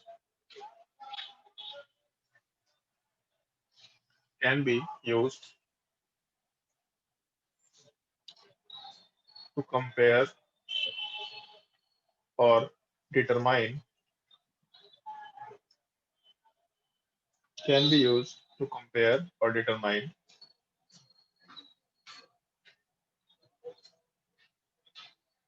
the properties of a molecule। एक मॉलिक्यूल का जो भी प्रॉपर्टी है, bond length, bond strength, bond order, density, stability, बहुत तरह का फैक्टर हो सकता है, बहुत तरह का प्रॉपर्टी हो सकता है। तो रेजोनेटिंग स्ट्रक्चर से हम लोग बहुत सारे प्रॉपर्टी को डिटरमाइन कर सकते हैं, कंपेयर कर सकते हैं।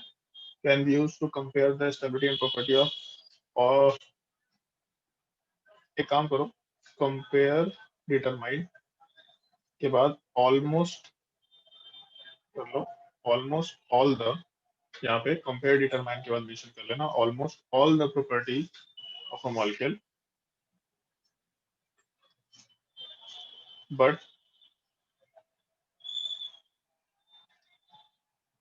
some properties such as bond length, bond strength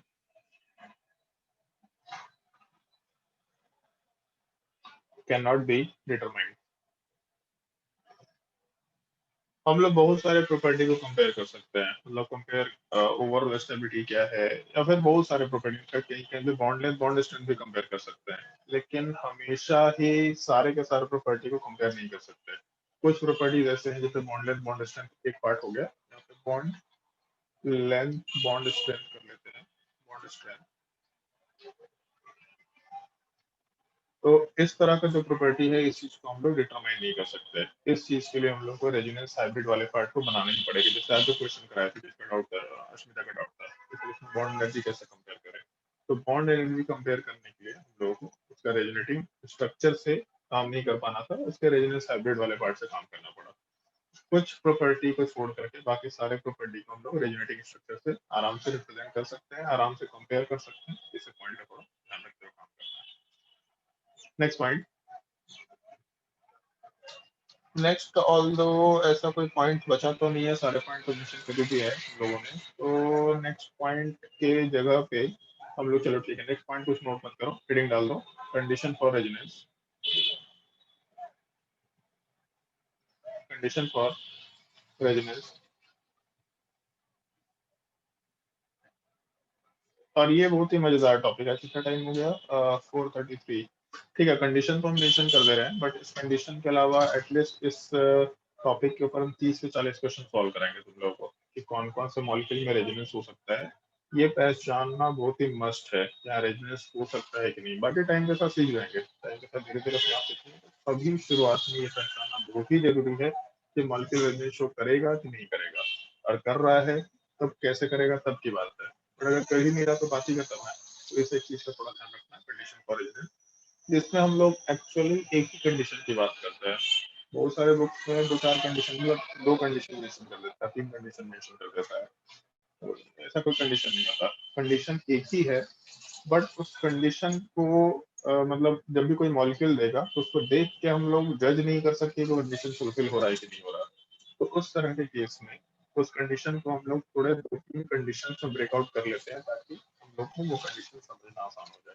तो जो कंडीशन है वो सिंपली ये एग्जिस्ट करता है, पॉइंट नोट करते जाओ कंडीशन वाले पार्ट में। कंजुगेशन सिस्टम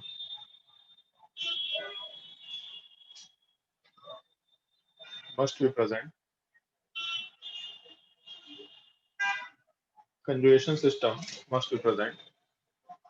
और ये टर्म क्या होता है, कंजुगेशन सिस्टम वाला पार्ट क्या होता है, इस चीज को मेंशन कर लेते हैं। A system containing parallel p or d orbitals. A system containing parallel p और d orbital, इस चीज को हम लोग कंजुगेशन सिस्टम बोलते हैं।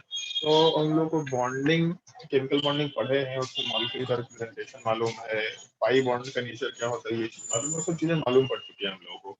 लेकिन फिर भी इतना आसान नहीं हो पाता है जज कर पाना कि p ऑर्बिटल और d ऑर्बिटल वाला पार्ट पैरेलल है कि नहीं है।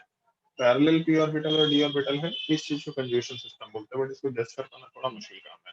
तो हम लोग नॉर्मली करते क्या है, जैसे मान लो पैरेलल p ऑर्बिटल का सिस्टम मतलब ऐसा कुछ कंसिडर कर सकते हैं हम लोग इस टाइप का,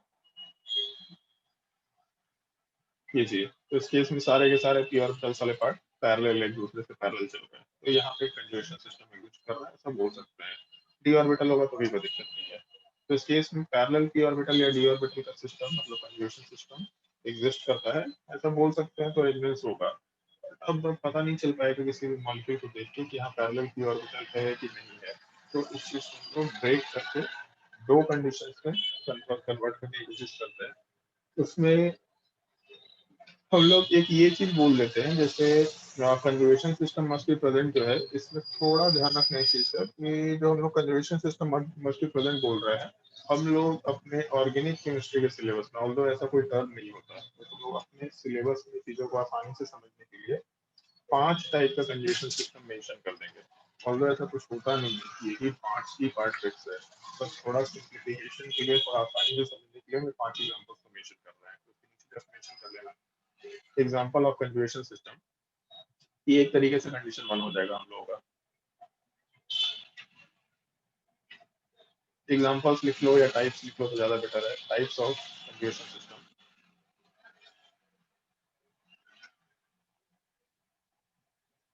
और टाइप्स ऑफ कंजुगेशन सिस्टम वाले पार्ट में जो हम लोग का पहला टाइप है, और इस तरीके से उसको रिप्रेजेंट कर सकते हैं हम लोग। जैसे मान लो कि दो एटम्स है और एटम सेम है या डिफरेंट है उसका कोई मतलब नहीं है, कोई भी दो एटम हो सकता है, रैंडम एटम और भी एटम, कार्बन भी होना जरूरी नहीं है। कोई दो एटम्स है, उन दोनों एटम्स के बीच में 5 बॉन्ड हो, और उन दोनों में से किसी भी एक एटम से अटैच्ड एटम पे कुछ कुछ होना चाहिए।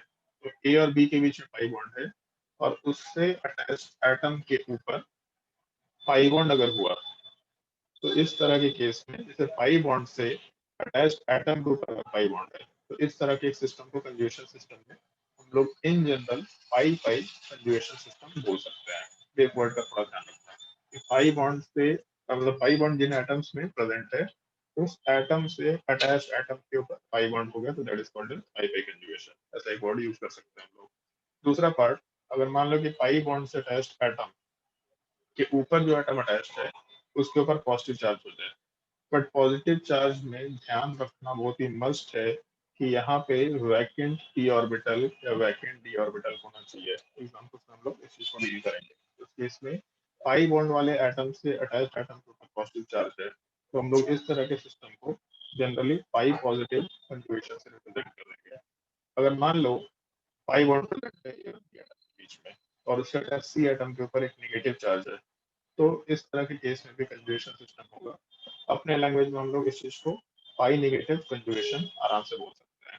फिर उसके बाद मान लो ए और बी एटम के बीच में पाई बॉन्ड है और यहाँ से अटैच्ड एटम हम लोग का सी, उसके ऊपर एक लोन पेयर है, तो उस केस में हम लोगों का नेगेटिव चार्ज हो या लोन पेयर हो, दोनों को ऑलमोस्ट सेम मानते हुए काम कर रहे होते हैं, क्योंकि दोनों में दो दो इलेक्ट्रॉन होते हैं।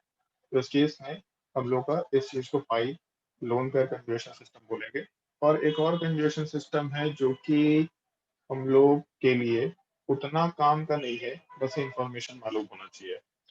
पाई बॉन्ड वाले एटम से अटैच्ड एटम के ऊपर एक सिंगल इलेक्ट्रॉन है, सिंगल इलेक्ट्रॉन को हम लोग रेडिकल बोला करते हैं, तो उस केस में पाई रेडिकल कंजुगेशन आराम से बोलते हुए काम कर सकते हैं। तो ये ध्यान रखना, पाई से अटैच्ड एटम, तो पाई बॉन्ड जिन एटम्स के बीच में है उससे अटैच्ड एटम के ऊपर पाई बॉन्ड हुआ, पॉजिटिव चार्ज हुआ, नेगेटिव चार्ज हुआ, लोन पेयर हुआ या फिर रेडिकल हुआ, तो कंजुगेशन सिस्टम का एक बेसिक टाइप बन के आएगा। बट ऐसा सर कोई रूल डॉट नहीं कि क्या बस है? रेडिकल, वो तो रहता ऐसा क्या नहीं है? है कि बस, अरे बोले तो एक सिंगल इलेक्ट्रॉन, और अच्छा। रेडिकल हम लोग पहले ही वर्ड यूज कर चुके हैं। तो इन 5 का मतलब ये नहीं कि यही 5 कंजुगेशन सिस्टम होते हैं, आगे जाने के बाद और भी हम लोग एग्जांपल्स में एक दो कंजुगेशन सिस्टम डिस्कस करेंगे, तो इसलिए ध्यान रखना ये हम लोग थोड़ा चीजों को सिंप्लीफाई कर रहे हैं सीखने के लिए, अदरवाइज ऐसा कोई नाम नहीं होता कि ऐसे टाइप का कंजुगेशन सिस्टम एग्जिस्ट करता है। कंजुगेशन सिस्टम मतलब सिंपली हम लोग का ये चीज पैरेलल पी ऑर्बिटल या पैरेलल डी ऑर्बिटल का सिस्टम, सिंपली ये डेफिनेशन होता है, जिसको हम लोग ब्रेक करके टाइप्स में कन्वर्ट करने की कोशिश कर रहे हैं टोटल को।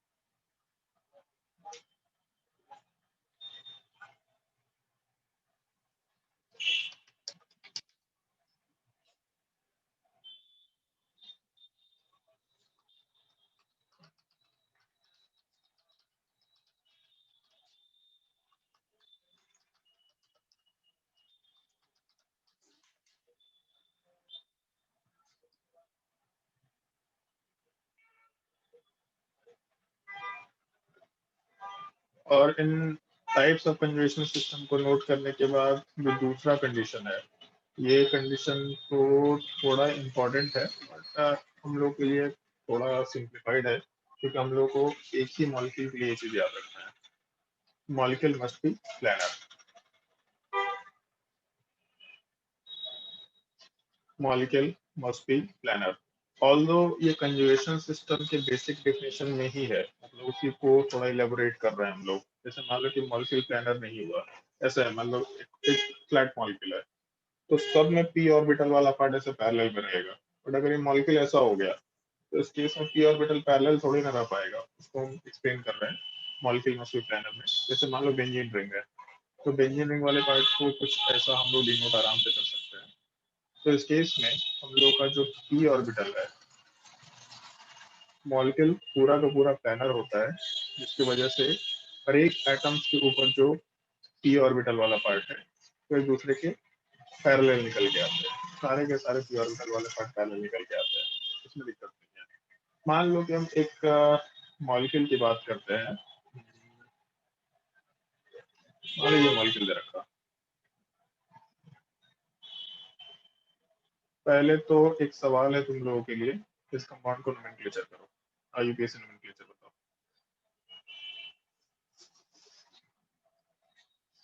इस कंपाउंड का आईयूपीएसी नोमेनक्लेचर क्या होना चाहिए?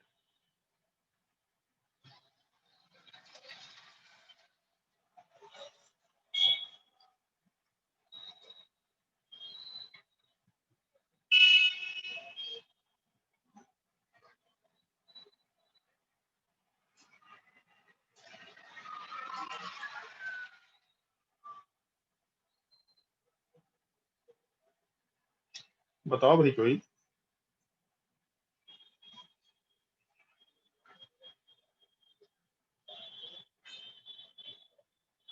सुदीप,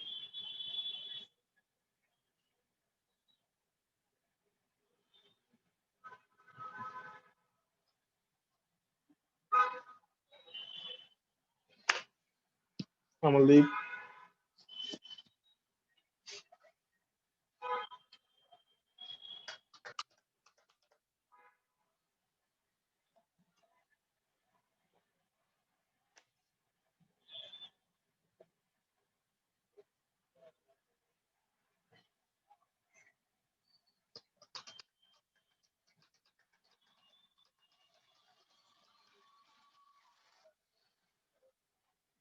संचिता,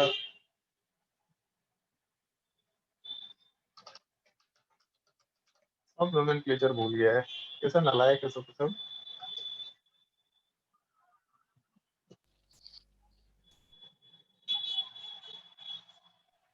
सर शायद 1,3,5, कितना, 1 मिनट रुके फिर से। Cyclo of 1,3,5,7 tetraene cyclo of 1,3,5,7 tetraene, ये बोल रहा था। Yes sir. थोड़ा गलत है, थोड़ा गलत है। ऑल्दो से कोई फर्क नहीं पड़ रहा है, बट थोड़ा गलत है।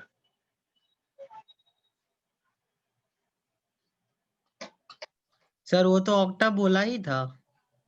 ऑक्ट बोला था शायद, नहीं सर, ऑक्ट बोले थे। बोला था साइक्लो ऑक्ट, और क्योंकि टेट्राइन है तो इसलिए यहाँ पे ए लग जाएगा, तो साइक्लो ऑक्टा 1357 टेट्राइन आराम से कंसिडर कर सकते हैं। और इन जनरल साइक्लो ऑक्टीन से भी काम चल जाता है, इसमें लोग साइक्लो ऑक्टा टेट्राइन ना बोले तो भी मान लिया जाता है साइक्लो ऑक्टीन इसी को, और तो साइक्लो ऑक्टीन ये होना नहीं चाहिए। खैर, तो जैसे 1357 की जगह साइक्लो ऑक्टा टेट्राइन अगर बोल दे तो भी काम चल जाएगा, सिर्फ साइक्लो ऑक्टीन नहीं, साइक्लो ऑक्टा टेट्राइन बोल दे तो भी काम चल जाएगा। तो जैसे मान लो कि एक ऐसा एजम्पशन लेके चले कि 8 मेंबर रिंग है, ऐसा कुछ होना चाहिए अपने पास। हम लोग का जो पाई बॉन्ड वाले पार्ट का सिस्टम है, थोड़ा ऐसा इसको बता देते हैं इस टाइप का। मान लेते हैं प्लानर मॉलिक्यूल है, जब प्लानर होगा तो सारे के सारे जो पी ऑर्बिटल वाले पार्ट है, क्योंकि पाई बॉन्ड हमेशा पी ऑर्बिटल बनाएगा। तो जैसे मान लो यहाँ पाई बॉन्ड है, इस पोजीशन पे पाई बॉन्ड है, इसका मतलब यहाँ पे पी ऑर्बिटल, यहाँ पे पी ऑर्बिटल, दोनों के बीच में ओवरलैप हो रखा है। तो हम लोग के हर एक एटम्स के बीच में जब ओवरलैप हो रहा है पाई बॉन्ड के फॉर्मेशन के लिए, मतलब सारे के सारे पी ऑर्बिटल्स वाले पार्ट पैरेलल होने चाहिए, ऐसा कंसिडर कर सकते हैं। लेकिन एक्चुअल में ये मॉलिक्यूल प्लानर नहीं होता है, ये मॉलिक्यूल वाले पार्ट का शेप टब शेप्ड होता है। टब वाला पार्ट तो इस साल सबको समझ में आया होगा छठ में, बहुत सारे लोग हम देखेंगे टब में छठ कर रहे हैं, छोटा सा टब है और उसमें छठ कर रहा है। ये मेरे लिए बड़ा शॉकिंग था, टब में पता नहीं छठ कैसे कर लेते हैं, बट स्टिल चलो कर लिया। घर में रहे तो ज्यादा बेटर है। तो इस केस में जो टब शेप है वो इस टाइप का कंसिडर कर सकते हैं, फ्लैट सरफेस है और साइड में ऐसा फ्लैट उठा हुआ है, तो इस केस में इस चीज को हम टब शेप बोलते हुए काम कर सकते हैं। तो जो मॉलिक्यूल है वो प्लानर ना हो करके एक टब शेप में रहता है, और अगर मॉलिक्यूल वाला पार्ट टब शेप में हुआ तो उसके वजह से एक छोटा सा असर पड़ेगा इस चीज पे कि हम लोग का जो मॉलिक्यूल का यहाँ पे पी ऑर्बिटल था, ये तो पैरेलल है, इधर जो पी ऑर्बिटल्स है ये भी पैरेलल है। बट एक चीज सोच के देखो, जैसे जहाँ पाई बॉन्ड है उसके बाद यहाँ सिंगल बॉन्ड दे रखा, फिर वापस से पाई बॉन्ड दे रखा, तो इसका मतलब हम लोग के यहाँ पे पाई बॉन्ड है, उसके बाद सिंगल बॉन्ड होना है, यहाँ पे सिंगल बॉन्ड रहेगा भी, फिर पाई बॉन्ड है। बट अगर ऐसा फ्लैट सरफेस है और साइड में से फ्लैप उठ गया, तो पहले पी ऑर्बिटल वाला पार्ट इधर कहीं पे सामने सामने पैरेलल रहेगा। अब उसके बाद इधर साइड में अगर फ्लैट उठ गया तो उस केस में जो पी ऑर्बिटल वाले पार्ट है वो पैरेलल नहीं हो पाएंगे, पी ऑर्बिटल वाले पार्ट को अपना डायरेक्शन चेंज करना पड़ेगा। उस केस में जो हम लोग का पी ऑर्बिटल वाला पार्ट है वो पैरेलल निकल के नहीं आ रहा, ये पैरेलल है, ये पैरेलल है, लेकिन हम लोग के पास यहाँ कोई पैरेलल पी ऑर्बिटल का सिस्टम नहीं आ रहा है, यहाँ से यहाँ पे कोई पैरेलल पी ऑर्बिटल का सिस्टम नहीं आ रहा है, यहाँ से आगे जाने पे पैरेलल पी ऑर्बिटल का सिस्टम नहीं आ रहा, वहां से आगे जाने पे पैरेलल पी ऑर्बिटल का सिस्टम नहीं आ रहा। इसका मतलब अपना काम खराब हो रखा है, पैरेलल पी ऑर्बिटल का सिस्टम एग्जिस्ट नहीं कर रहा। तो देख के ऐसा लग रहा है कि हम लोगों के पास कंजर्वेशन सिस्टम होगा, बट अगर मॉलिक्यूल नॉन प्लानर हो गया तो नॉन प्लानर होने के बाद पी ऑर्बिटल पैरेलल नेचर के नहीं रह पाएंगे, और अगर पी ऑर्बिटल पैरेलल नहीं है तो दो पी ऑर्बिटल रेजोनेंस नहीं करा पाएगा, दो पी ऑर्बिटल तो एक पाई बॉन्ड बनाएगा, एटलीस्ट दो से ज्यादा पी ऑर्बिटल्स होने चाहिए। तो इस केस में दो पी ऑर्बिटल से काम नहीं हो पाएगा, मॉलिक्यूल नॉन प्लानर है, तो आराम से लिख दीजिए यहाँ पे नॉन प्लानर मॉलिक्यूल। और नॉन प्लानर में ये टर्म ध्यान रखना, टब शेप, तो ज्यादा बेटर है। इस केस में कंजुगेशन सिस्टम वाला पार्ट एग्जिस्ट नहीं करेगा, ऐसा हम लोग आराम से बोलते हुए काम कर सकते हैं। नो कंजुगेशन सिस्टम, ये बोलते हुए आराम से काम कर सकते हैं। मतलब मॉलिक्यूल में अगर कंजुगेशन सिस्टम नहीं है तो मॉलिक्यूल रेजोनेंस शो नहीं कर सकता है। सिमिलर मतलब बिल्कुल सिमिलर टाइप का एग्जांपल है, बेंजीन के जैसा एग्जांपल है। बेंजीन वाले पार्ट में रेजोनेंस हो रहा है, बेंजीन वाले केस में हम लोग सिंपली बस ये बोल रहे हैं कि 6 मेंबर रिंग है और हर एक जगह पे पाई बॉन्ड है, या 8 मेंबर रिंग है, हर एक अल्टरनेट पोजीशन पे पाई बॉन्ड है। बट यहाँ रेजोनेंस हो रहा है, नीचे वाले में रेजोनेंस हो रहा, क्यों? क्योंकि नीचे वाला मॉलिक्यूल नॉन पैरेलल नेचर का है, जिसकी वजह से हम लोगों का कंजुगेशन सिस्टम खत्म हो गया। इस चीज को जज कर पाना मुश्किल काम है। ये मॉलिक्यूल याद रखना ही रखना है, ये बहुत ही मस्त है। ये मॉलिक्यूल एक बार फिर से हम रिपीट करेंगे एरोमेटिसिटी वाले पार्ट को, याद रखना है। मॉलिक्यूल अगर नॉन प्लेनर हुआ तो कंजुगेशन सिस्टम एग्जिस्ट नहीं करेगा, अगर कंजुगेशन सिस्टम एग्जिस्ट नहीं कर रहा तो मॉलिक्यूल में रेजोनेंस नहीं हो सकता। इन दोनों कंडीशन के बाद जो एग्जांपल्स हैं मॉलिक्यूल शो कर रहा है कि नहीं कर रहा है, वो सारे के सारे एग्जांपल्स हम लोग नेक्स्ट क्लास में डिस्कस करेंगे। ऑलमोस्ट 40 क्वेश्चन के अराउंड क्वेश्चन सॉल्व करेंगे, 40 नहीं तो एटलीस्ट 30 मिनट क्वेश्चन को सॉल्व कराएंगे। मतलब मान के चलो कि हम 20 मिनट से 25 मिनट का पार्ट डिस्कशन यूज करेंगे, और उसके बाद फिर रेजोनेटिंग स्ट्रक्चर ड्रॉ कैसे करते हैं इस चीज का हम लोग डिस्कशन कर सकते हैं। फिर पहले एरोमेटिसिटी का डिस्कशन कर लेंगे, एरोमेटिसिटी क्या होता है, एरोमेटिसिटी का पूरा कंसेप्ट का डिस्कशन करने के बाद हम लोग आराम से फिर रेजोनेटिंग स्ट्रक्चर कैसे ड्रॉ कर सकते हैं इस चीज का डिस्कशन कर लेंगे। जो भी मन करेगा उस चीज को यूज कर लेंगे। सर पता कैसे चलेगा प्लेनर है कि नहीं है? नहीं मालूम, रटना पड़ेगा। पूरे सिलेबस में एक ये मॉलिक्यूल है जिसको याद रखना है, और 2-3 मॉलिक्यूल्स उनको याद रखने की तो उतनी जरूरत नहीं है, बट याद रखे तो ज्यादा बेटर है। ये मॉलिक्यूल रटना पड़ेगा कि मॉलिक्यूल नॉन प्लेनर होता है। बाकी हम लोग के सिलेबस में जो भी मॉलिक्यूल है वो सब प्लेनर नेचर के ही है।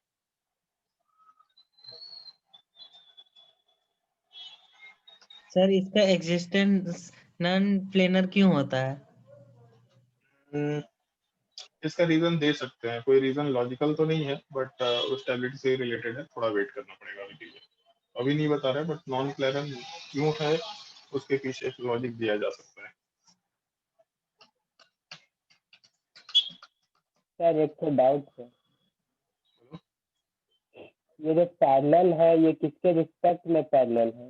तो नीचे वाला दंडी के रिस्पेक्ट पैरेलल में ऊपर मतलब वाला? जैसे मान लो रेजोनेंस कराना है, तो रेजोनेंस कराते वक्त जैसे पाई बॉन्ड को डिलोकलाइज करना है, तो पाई बॉन्ड को डिलोकलाइज करना है मतलब एटलीस्ट 3 एटम तो हो, मतलब पाई बॉन्ड को एक जगह से उठा के दूसरे जगह ले जाना है, तो एटलीस्ट 3 एटम तो होना चाहिए।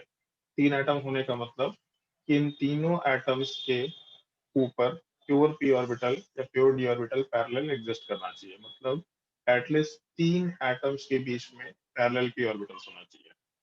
तो अगर हम लोग पैरेलल पी ऑर्बिटल की बात कर रहे हैं तो यहाँ तो पैरेलल पी ऑर्बिटल है, बट रेजोनेंस के लिए एटलीस्ट कंजुगेशन सिस्टम में 3 एटम होना चाहिए। तो 3 एटम में इधर पैरेलल पी ऑर्बिटल नहीं है, यहाँ से यहाँ कंसिडर करें तो भी पैरेलल पी ऑर्बिटल नहीं है, इधर से आगे चले जाए तो भी पैरेलल पी ऑर्बिटल सिस्टम नहीं है।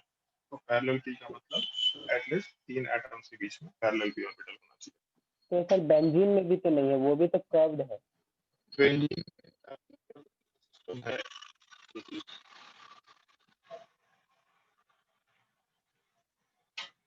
या फिर आगे चले जाओ, यहाँ भी पैरेलल है, यहाँ चले जाओ तो पैरेलल है। पैरेलल का मतलब क्या होता है, मतलब जैसे मान लो ऐसे बात करते हैं, जैसे मान लो मेरे ये हाथ से यहाँ पे ऐसा पैरेलल है, तो अगर नीचे लेके चले जाएंगे तो पैरेलल थोड़ा ना नहीं है, अभी पैरेलल है। तो पैरेलल का मतलब ये मत सोचो कि ऐसे लाइन में ऐसे चल रहा है। पैरेलल लाइंस की हम लोग बात मतलब पैरेलल लाइंस अगर तो एक ये लाइन दे रखा, तो इसे पैरेलल इधर रखो कि इधर रखो कि फ्रंट में रखो कि बैक में रखो, पैरेलल सारा का सारा है तो पैरेलल ना। एक पी ऑर्बिटल ऐसा है डंडा टाइप का, और उसके पैरेलल इधर रखो कि जैसे 360 डिग्री एंगल की बात करते हैं, यहाँ रखो कि यहाँ रखो कि और उधर दूसरे एंगल पे चले जाओ, है तो सारा का सारा पैरेलल। और कोई डाउट?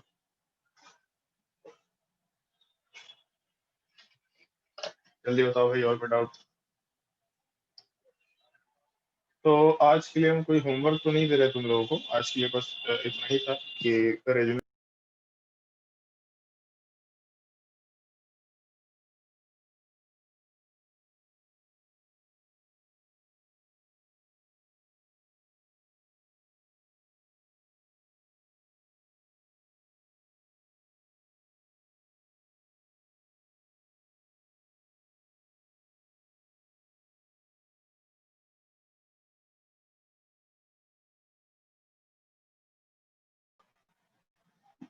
आवाज आ रहा है शायद से सबको?